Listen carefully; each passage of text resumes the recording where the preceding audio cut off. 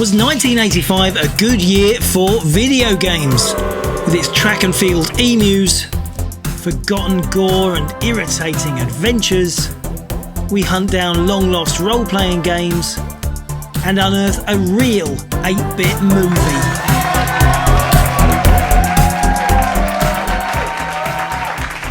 Hello, hello, hello, it's me, it's Jace at Retrogames.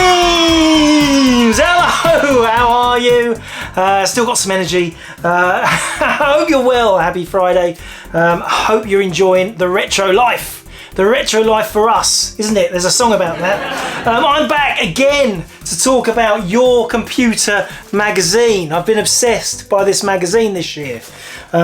This is maybe this will be the last one. But today I've picked three magazines of three issues of Your Computer from 1985. So we did 1983, 1984.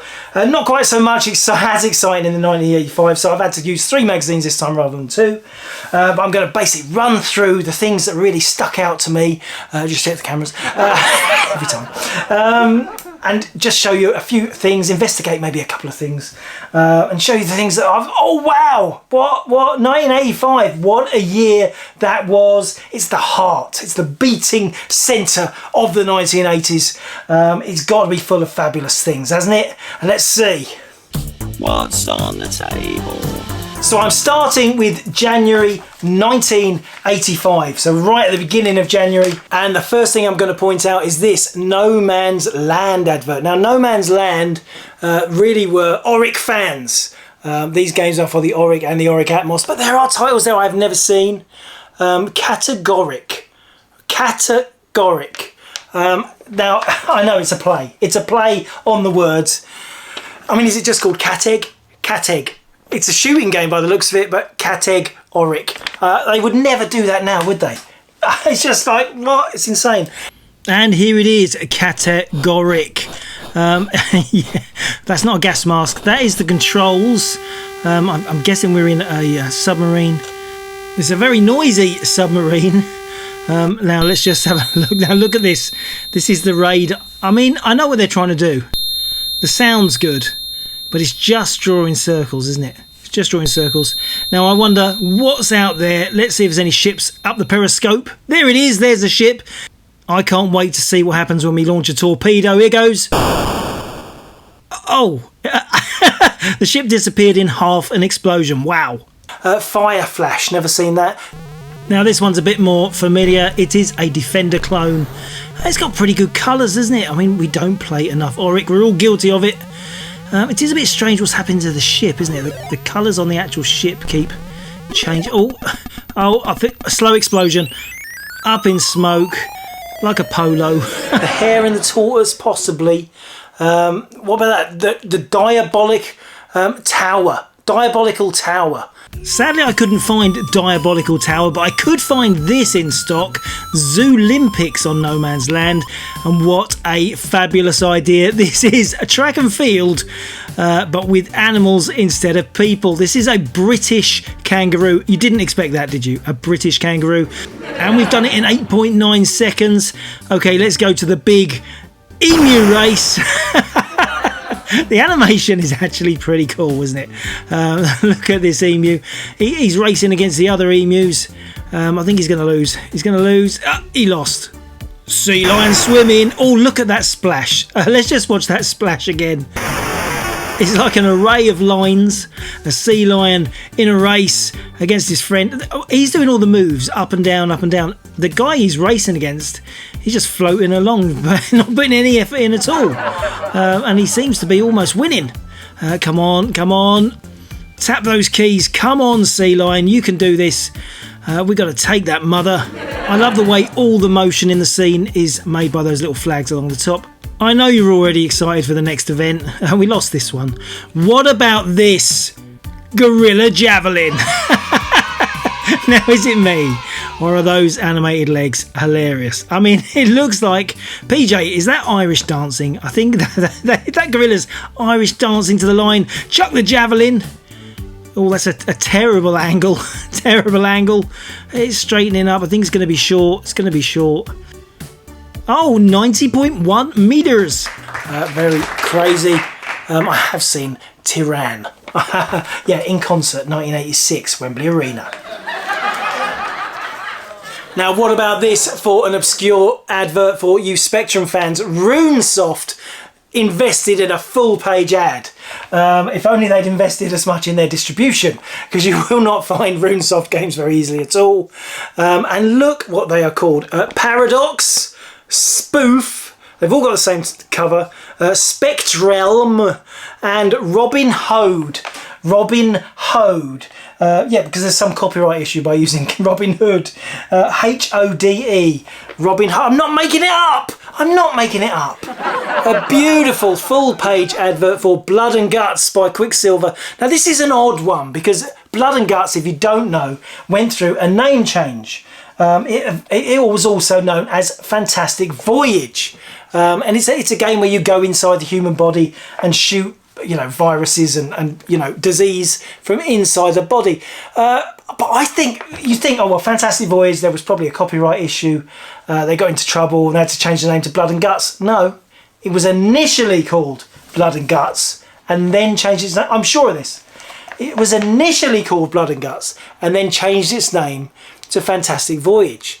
Maybe they didn't think they would get away with Fantastic Voyage, gave it a first name and then realised, oh, nobody really cares about Fantastic Voyage as a licence, let's just use that, and they got away with it. Who knows? You join me inside a human body. We are in a thigh. What is that, a ventricle when they close up like that? Oh, you can just stand on it. It's a valve. It's a human valve in a calf. We're in the calf. We're going down. Now this looks awkward. Surely this isn't right. This looks like something we need to get rid of. A blobby virus. We can just go over it and get past it. Let's go up. Right, okay, we're back into his left calf. We're moving back up to his special areas. We're inside the knee. Keep going. Inside his thigh. Oh, we're getting a bit... Oh, hang on. What's that, his willy? May Wicco be with you. Now, Wicco made joysticks. I've never seen that trackball, though. I do know the grey one at the back is the Wicco Boss, and I had one of those. The paddle, the joystick head spun like a paddle. Very annoying. The red one looks nice. Did you ever want to put your computer into a suitcase? Well, now you can. Yes, look at that. Aren't they unbelievable? Like suitcases for computers. Brilliant. I don't know. I'm going on my holidays. I want to take my computer in style. Beautiful. Well done. That's Personal Purchase Limited, the company. Yeah, very unusual items. Another beautiful Llamasoft advert, and you'll see it's an animal-led one. We've got Attack and Revenge of the Mutant Camels, Anticiple, oh no, let me get it right, Ancipital. I always used to call it Anticiple, then I corrected myself, and then I forgot. Mama Llama, but then what's this? It's Rory. What the heck is that? What the heck is a lost Llamasoft game? Yes, it is. Rory, I think he's a ferret, and his game never came out. It never came out. He got an advert, but he never got an actual game. Doesn't exist. Jeff has said he didn't even start it. So, sorry, Rory, you don't exist. Bad luck. One of my favourite companies, Blabby Computer Games, and I've got to bring your attention to something on here. There is a missing in action game on this. It is here. Let me just... It is this one. The Crisp Factory. What? The Crisp Factory? What a brilliant idea for a game. A strategy game where you run a crisp factory. That is right up my alley. But unfortunately, MIA, it's that little bit of text is the only existence of it. It's the only proof it ever existed in someone's imagination. I don't know if it ever came out, if it's out there somewhere waiting to be found. The Crisp Factory. It's a game idea so brilliant that I'm almost tempted to get my Spectrum out and start writing it now. I just picked this one because it is beautiful to see a full page advert for the classic Zaxxon, Synsoft's version of the Sega Arcade Coin-Op Classic. But yeah, it's just very pretty. Now that advert is for the Spectrum version of Zaxxon, and I'm pleased to say it's not that bad. And if you're thinking that just looks like a screen full of colour clash, well, there is some colour clash issues. But we've got the walls, we've got the turrets, we have got the 3D isometric perspective.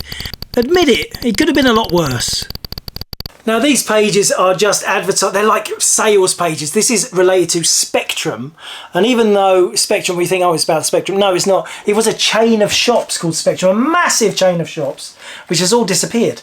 But in the mid-80s, Spectrum was a growing chain selling computers and software. And you see they've got all loads of big flashes like $299 for an MSX. There's loads of this. It's like a magazine inside the magazine. We've got the Spectrum part, Sensational Spectrum off $129.99, Spectrum Plus 180 quid. Got that Rotronics wafer drive. Who can believe that people bought that for 130 quid? It's rubbish. Commodore 16. Oh, mum, don't buy me that, please, please, please. The Spectrum's 129. You can pay £10 more. £10 more for a Commodore 16.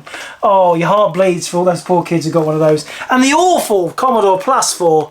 Oh my God, it's £299, and there, straight underneath, at £249, £50 cheaper, the Commodore 64. It's just like, what?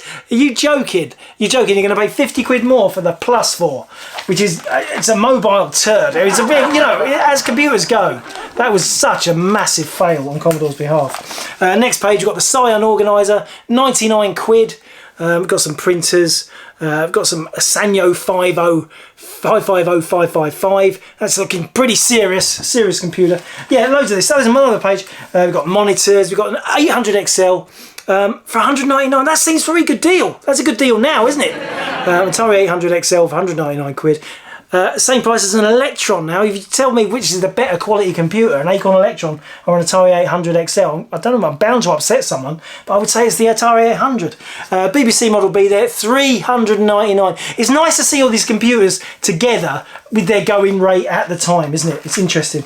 And on the last page you've got what they call it, a CompuCorder, Omega CompuCorder, the Shadow BBC player, and that's all the branches of the shops there was. That's how big this chain was. I don't remember Spectrum. I don't think they had one locally, so I never went to one, but if I had, I'd remember. Now here's a wonderful scene. Look at all these happy gamers. Join the winners. Now what the heck is this advert? This advert is like nothing else. This is for a company called Swapper Tape.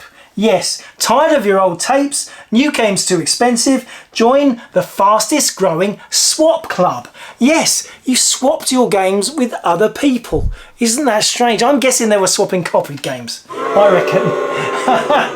But yeah, what an unusual idea. They're based in Merseyside. God knows what happened to the swap club or to any of them kids. If you're one of them, what I can say to you is hello. There's a couple of little adverts on the back pages of this one I liked. This little square here, CBM 64, Blackout and Turtle Trials, two brand new and exciting games for the Commodore 64 by Scallon Software. I mean, who knows? Who knows what they are, what they were like, where they are now. Never heard of them in my life. And what about this? This one next to us for the Spectrum, Megalith Man. Megalith Man, you are the Megalith Man. Sent out to find all of the 12 megalithic sites of the huge landscape. It's not very good English. You have no idea where they are, but you can make investigations and pick up useful items along the way. But beware, that is it. That's the game description of Megalith Man. Again, it's by Goldtech Publications, and I do believe it is MIA. It had 2,500 locations. That's got to be text-only locations, isn't it? 13 different types of character, 7 different items to help you. It sounds like an amazing step forward in gaming, but yeah, wow. Now, what about this advert? Now, this is one of the strangest adverts I've found in all of these magazines. Spectrum 48K, make your own TV films with live animation and music, then save them and amuse friends and family when you play them back. What the heck? This is by a company called Pinehurst Data Studios. The software is called Macro Construction and Animation Cassette. Wow, can we find this and can we check it out? Yes, we can, don't worry. I'll just read a bit more. Allow you to call up any member of cast, including UFOs, helicopters, a host of personnel in a choice of nearly 30 calls. Make each any colour. Large ones can be in 2 colours. They walk, they run, they climb, they fly, build houses, churches in a flash and erase them. It's the most bizarre thing. Store up to 9.99 note tunes to call up at any time. You can even add perspective to buildings, roads, etc. Make movies on your Spectrum. Let's check this out. Now, as you can imagine, I was absolutely thrilled to find we actually had this in stock. There really is no other software I've ever used on the Spectrum that is anything like this. A true example of ambition over technology. An all-in-one movie creator for the humble 8-bit ZX Spectrum. Now, if you are already blown away by this rather stunning animated introduction, just wait and see what is going to come. If you're trying to remember the initials of this software, it is MCA, and here we go, the A is nearly complete. Okay, come on then, little spaceman, what now? What an incredible tune. I'm afraid it is copyright protected, you can't use it as a ringtone. Enough of the bluster, let's get straight on with one of the animated movies this software produced. Here goes.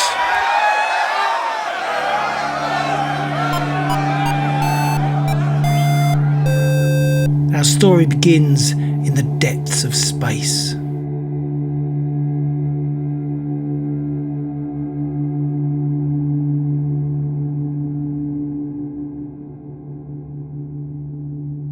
Now, anyone who's fiddled around with Spectrum Basic will know how this was done. There is a circle command, and if you just simply increase the size of the circle, it does recreate this image. The resolution of the humble Spectrum not quite good enough to match each circle, which leaves those little black dots that can't be filled in. Now, if you're thinking this is quite slow, it does take us a while, but then, you know, interstellar travel does take time.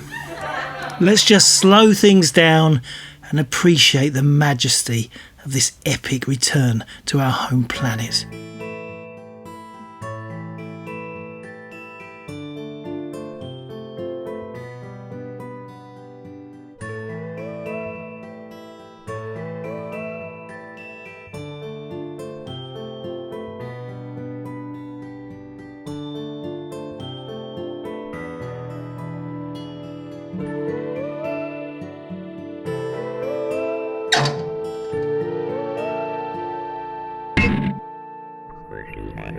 So we arrive on the green, uninhabited landscape of a barren Earth. 2 lone spacemen, far too big to fit into the saucer that brought them. Hello, folks. I'm Carl. And I'm Zeno.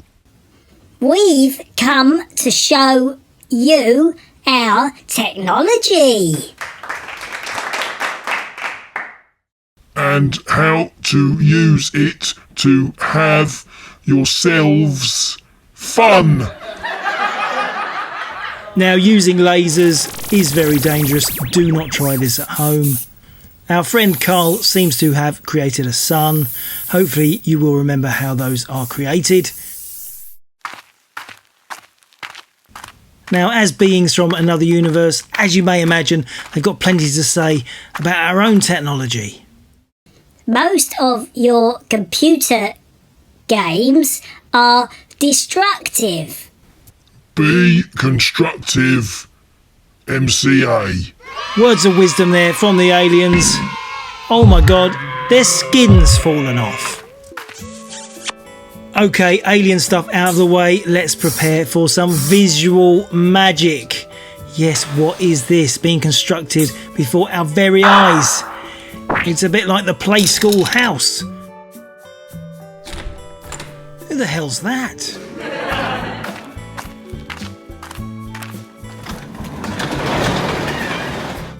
He's gone in the garage. What is that guy running away from? Okay, they really are throwing the kitchen sink at this. We have a helicopter and a guy coming down the helicopter. Okay, and the helicopter goes again. Hang on, what's this? A bird. We've got a bird. This is one heck of a story. Who storyboarded this? Oh, here comes Tom Cruise from Top Gun.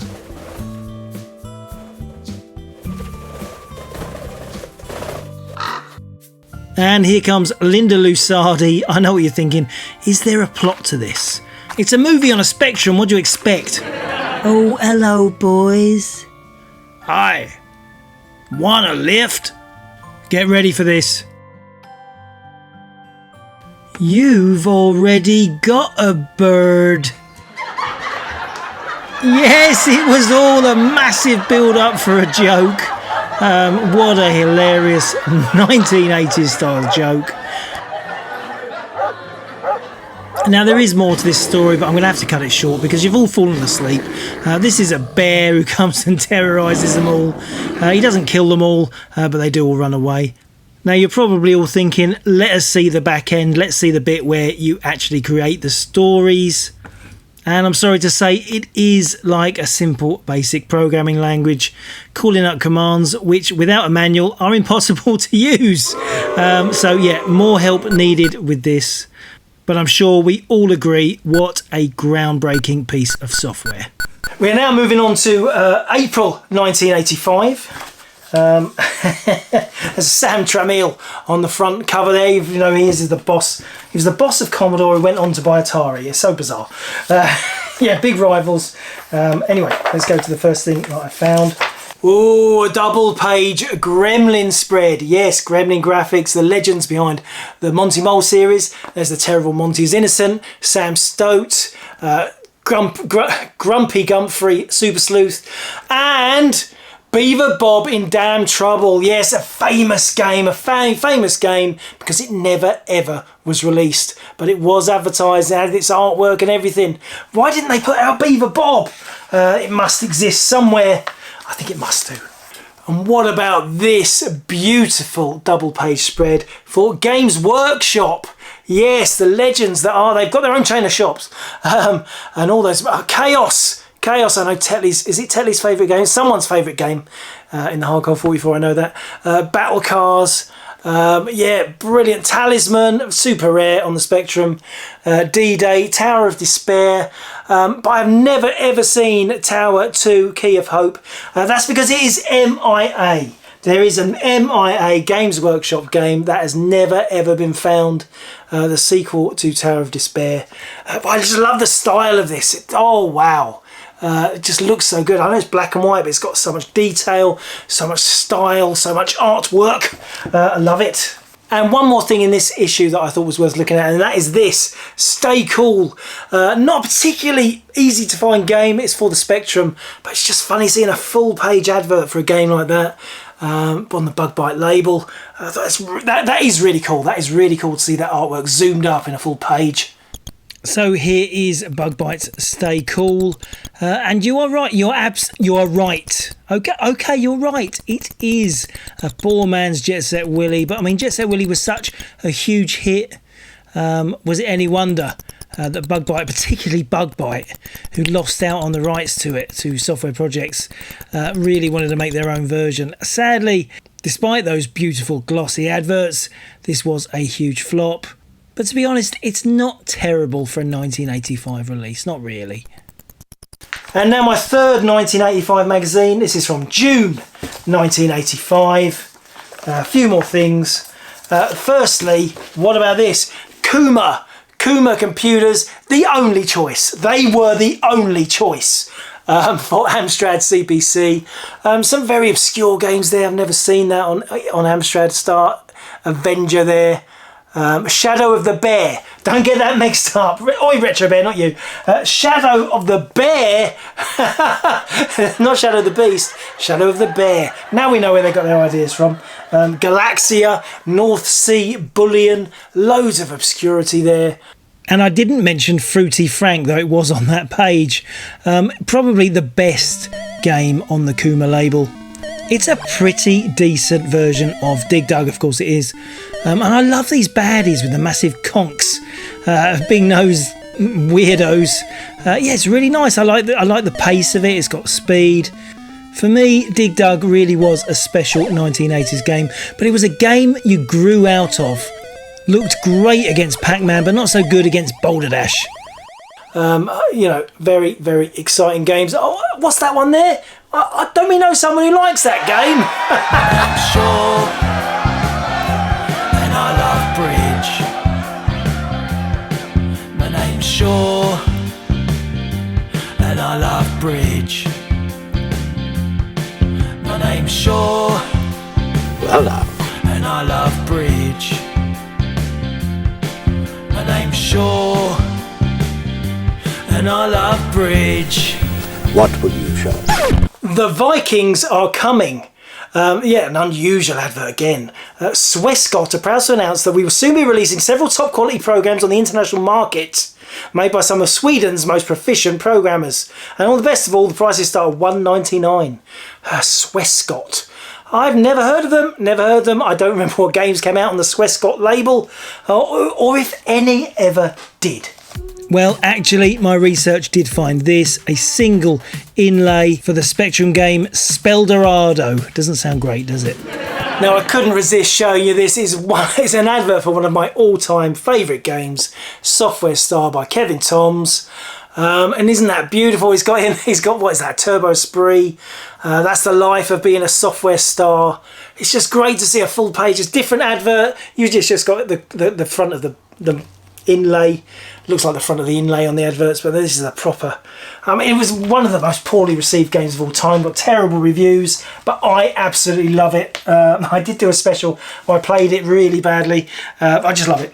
Anyway, in Software Star, just a little reminiscing, you take control of a software company and aim to take it along the precarious path to success. On the way, you'll meet with staff problems, decisions regarding advertising, expenditure, finance and game launches.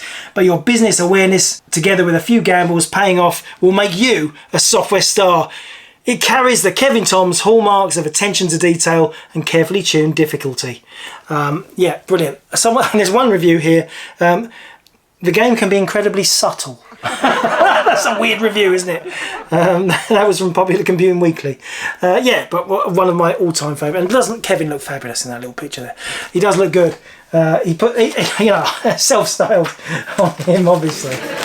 Another beautiful Llamasoft ad. Again, this one is for Mama Llama. Yeah, beautiful. What about this little ad here? VDU Blues. VDU Blues. Fatigue, allergies, depression, headaches, etc. may be increased by long exposure to CRT emissions. Boo! A negative air ionizer could alleviate such side effects by precipitating positive electrostatic charges.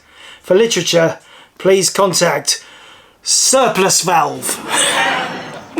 Wow. Yeah, that's weird, isn't it? I mean, just, everyone was jumping on the bandwagon. It doesn't matter if you made suitcases. Oh, that's okay. We'll make suitcases and computers. We make ionizers. That's okay. We'll just say we need them. You need them because you're at a computer screen all the time. Yeah, anything. It was a massive boom time in the world of home computers. There was nothing else like it, and I'm so glad I lived through it. A couple more to show you here. Not game related at all. Dubrovnik for London. I want to spend 30 days in July in London. For this, you spend that time in Dubrovnik. I'm 28-year-old young man. What? It's like advertising because he wants a holiday. Brilliant. I wonder if he ever got there. I wonder if he ever got to London for 30 days. Very strange. And what about this? A tiny little advert, really obscure games advertised on here. WD Software. Not WD-40. This is an advert for a Spectrum game called Jersey Quest. Now think Jersey, the island, the Channel Island. Following an accident, you are stranded in the labyrinth of time and must find your own way back to the present with the aid of persons and objects from Jersey folklore. Yes. Meet the Black Horse of St. Quentin, the Dragon and Knight of La Hougaby, the Witches of Rockenberg, and many others. a text-only adventure for the ZX Spectrum 48K. Now, it's been a while since I played a text adventure, so I thought I'd give it a go. I like this paragraph on this introductory screen. Be careful with word order. Give aspirin to doctor is okay. Give doctor aspirin is not. The quill system will think you want to give the doctor to somebody, as it only uses the first two words it recognises. So here we are at the first location, Jersey Airport. I can see matches, wine, beer. What now? Well, we all know what we want to do first, don't we? Drink the beer. Oh, you are not carrying any. Now what?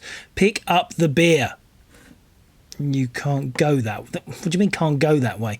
What now? Pick up the matches. Annoying. Take matches. Yes, we've got the matches. Now what? Well, we'll take the beer. Take beer. All right, I spelled it wrong. Take beer. Okay, you have scored 0%. Drink beer. That's better. Let's try the classic. Go east. You are in a luxury coach outside the underground hospital, built by the Germans during the 1940 to 45 occupation. Go into the coach. No, sorry, I don't understand that. Enter coach.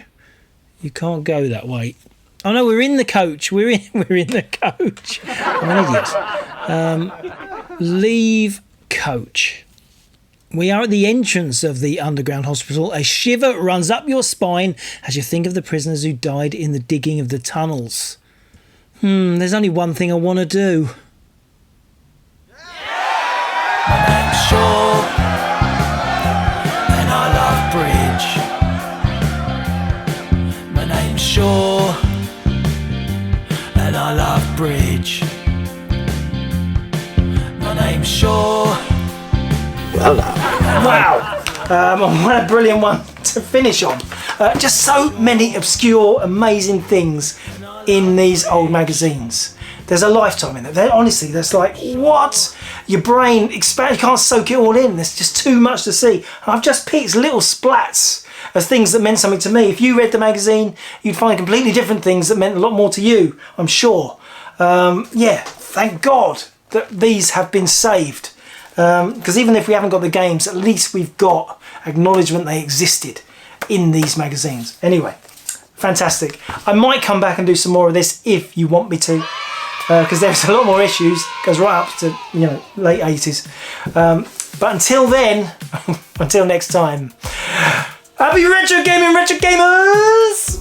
Retrogames says thank you for watching. Retrogames says thank you for watching. If you enjoyed this video, there are 2 previous episodes exploring 1983 and 1984.